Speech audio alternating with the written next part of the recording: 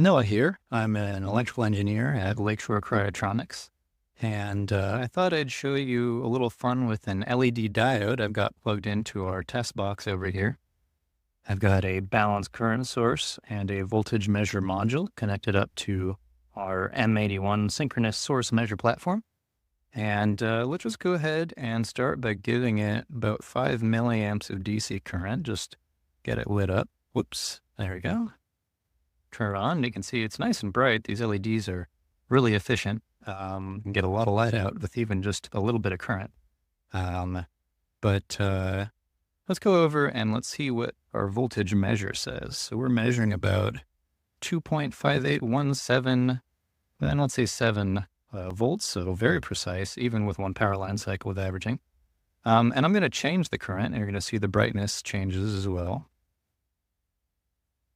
See, it's gotten much dimmer.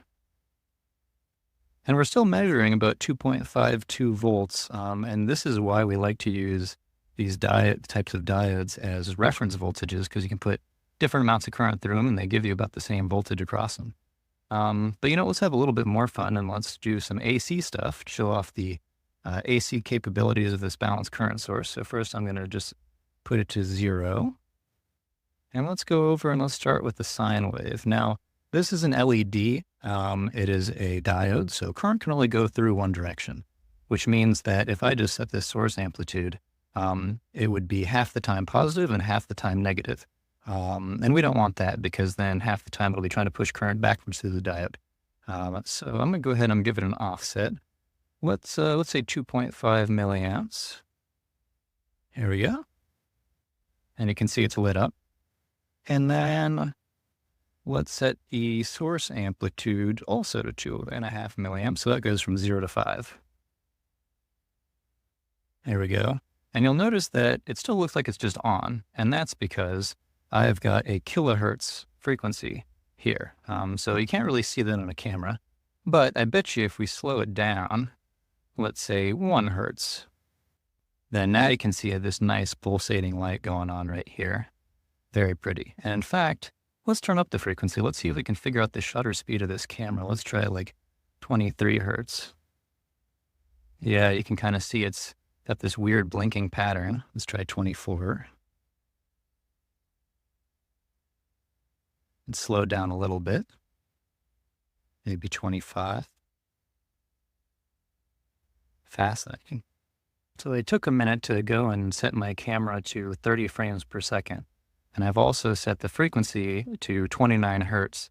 So on this video, it looks like it's pulsating about 1 times per second. But if I look at it with my eyes, it looks like it's flickering really badly. Just kind of an interesting way that you can see how the camera's frame rate kind of syncs up with the frequency that the LED is turning on and off to create this effect. But let's go ahead and let's turn it back down to something we can see. The 1 hertz, I think, was nice. Kind of this nice gentle pulse. And let's just see what it looks like with some other shapes. Let's try a triangle wave. And we can kind of see that it's changed a little bit. It kind of just ramps up and ramps down very consistently, just as you'd expect with a triangle wave. And now let's try a square wave. And so just as expected, it's on half the time and off half the time.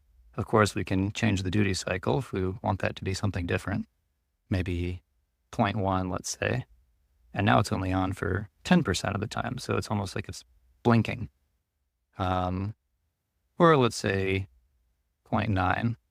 And now it's on most of the time and just flickers off for a second. A little fun with some LEDs.